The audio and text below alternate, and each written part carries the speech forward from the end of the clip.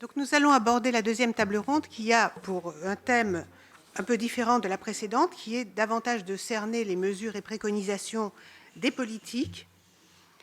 Et je ne vais pas rappeler la loi, je vais faire une brève introduction. Je ne vais pas rappeler la loi d'août 2021 puisqu'on en a abondamment parlé tout à l'heure. Je rappelle simplement que le comité interministériel à la laïcité annoncé fin 2021 comme objectif d'avoir donné formé aux valeurs de la République et à la laïcité l'ensemble des agents publics d'ici 2025.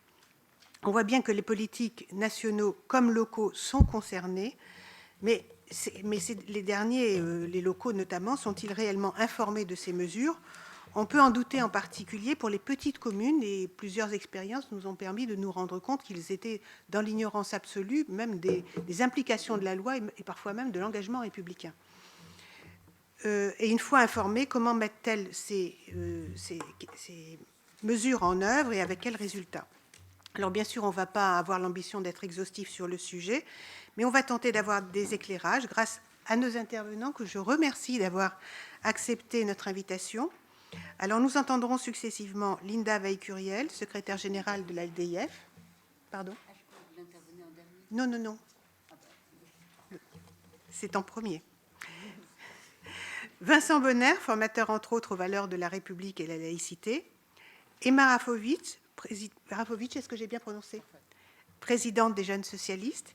Et Patrick Caram, vice-président de la région Île-de-France. Je vais les présenter au fur et à mesure. Donc Linda Veil-Curiel est avocate.